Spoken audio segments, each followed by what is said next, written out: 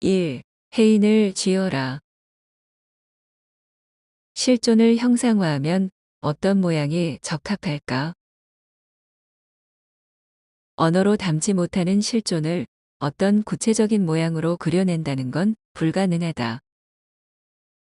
다만 그런 점을 사전에 두고 가장 근접한 형태의 도상을 설정해 보자는 것이다. 그러려면 몇 가지 조건이 있다. 일체의 머무름이 없으면서 유도 아니고 무도 아닌 초월적 존재여야 한다. 이 두 가지 조건을 만족할 수 있는 건 딱 두 개뿐이다. 점과 원이다. 점은 위치는 있지만 면적이 없다. 위치가 있기에 유이지만 면적이 없어 무이다. 그래서 비유비무이다. 이런 점과 같은 것이 원이다.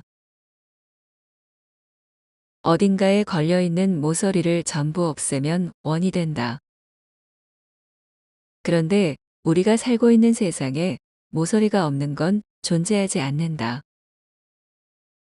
상상 속 이론에선 원이 가능하지만 실제 세상에서는 불가능하다. 그래서 원은 점과 마찬가지로 비유비무이다.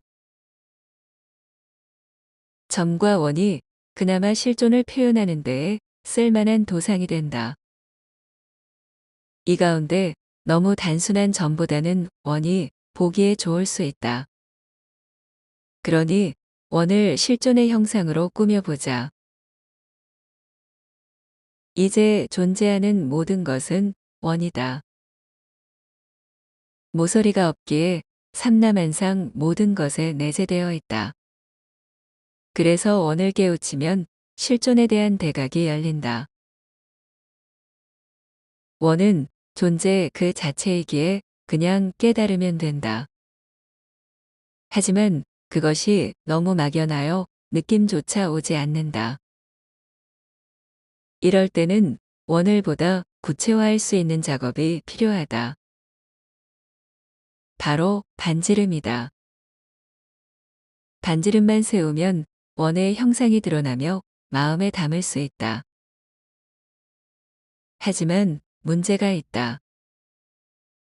반지름이 그려진 원은 이미 왜곡되어 있다. 그건 있는 그대로의 원이 아닌 생각에 의해 꾸며진 원이다. 바로 시다르타가 세 명의 스승으로부터 전수받은 원이다. 그러니 반지름을 그렸으면 다시 그것을 지우는 일이 필요하다. 그런데 반지름을 지우고 나면 또다시 원의 형상이 모호해진다. 여기서 양자모순에 빠진다. 반지름을 세우자니 원이 아니고 그렇다고 반지름을 지우자니 원을 알 수 없다. 그렇다면 어떻게 해야 할까? 방법은 하나밖에 없다. 반지름을 그리고 지우는 일을 반복하는 것이다. 그러다 보면 어느 순간 반지름이 없는 원이 느껴질 때가 온다. 온전한 원이 비추면서 깨달음이 열리게 된다. 불가능할 것 같던 일이 이루어진 이유는 반지름 놀이를 하던 주체가 바로 원이기 때문이다. 반지름, 이것이 바로 불법이다. 불법으로서 반지름을 세우고 다시 그 불법을 버림으로써 원래의 원으로 돌아온다. 이 일을 계속해서 반복하는 것이 수행이다. 반지름이 그려진 원, 이것을 일러 해인이라 한다. 해인이란 거울처럼 만물을 비추고 있는 실존을 의미한다. 작동법은 매우 간단하다. 반지름을 올린 뒤 스위치처럼 누르면서 수행하면 된다. 그런데 반지름을 세우는 것이 결코 만만치가 않다. 무학문의 근간이 되는 동서양의 철학도 반지름을 세우는 데 역부족이니 말이다. 그래서 그렇게 불법을 강조하는 것이다. 불법 정도는 되어야 반지름이 쭉쭉 올라간다. 여기서 끝까지 올리려면 쌍차쌍조나 불의의 절대, 무주의 해탈 같은 것이 필요하다. 이것에 대한 체험과 반야는 반지름을 공고히 하는 데 매우 유용하다. 그런데 반지름이 무엇이던가? 그건 한마디로 실상의 왜곡이다. 따라서 불법의 정수라 일컬어지는 앞의 명제들이 가장 큰 왜곡을 일으킨다. 반지름이 올라갈 때 도와 더불어 마도 올라가니 그야말로 도고상마고상이다. 이런 이유로 불법을 짊어지고 놓을 줄을 모르면 일개 범부보다 못한 의식 수준으로 떨어지게 된다.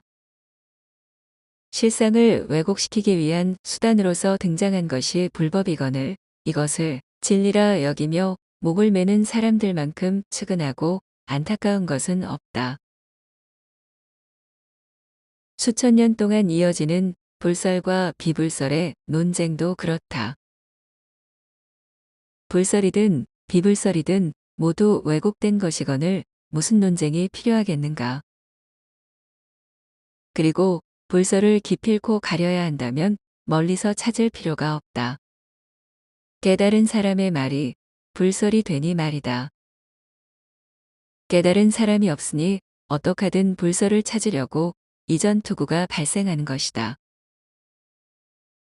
그렇다면 구체적으로 불법의 어떤 것들이 반지름에 유효할까? 반지름의 폭은 꽤 넓다. 불교사에 등장하는 어떤 수행법도 가리지 않는다. 초기 불교의 윗바사나에서 시작하여 참선법 묵조선, 열애선, 연불선, 조사선, 간화선 등은 물론이고 교종의 간경이나 밀교의 진원승, 그리고 제반의 반야증 등의 수행들이 모두 유효하다. 그것들이 반지름에 해당한다는 사실만 있지 않으면 이런저런 수행법에 구애받지 않아도 된다. 어디 이뿐이랴. 예배당에 가서 주 예수 그리스도를 목청껏 찬양해도 아무런 상관이 없다. 반지름은 그 자체로 지워야 할 허상이기에 재료에 끌려가지 않는다. 그러니 이제부터는 반지름을 가지고 다투지를 마라. 물에 비친 달을 놓고 옥신각신하는 것처럼 아무런 의미가 없는 일이다.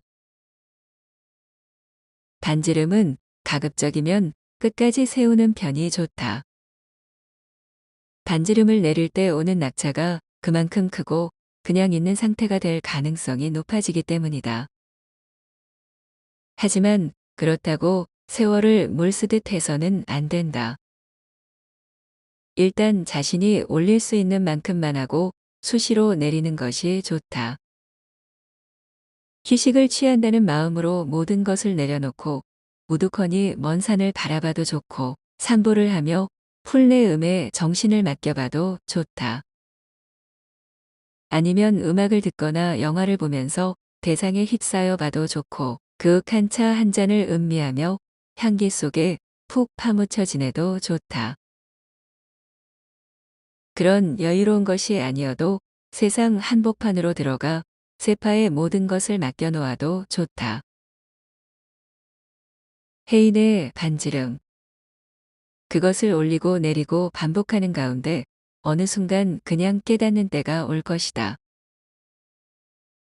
어느 무엇에 의지 않는 있는 그대로의 상태는 당신이 본래부터 깨달음 그 자체였다는 사실을 똑똑히 목도하게 해줄 것이다.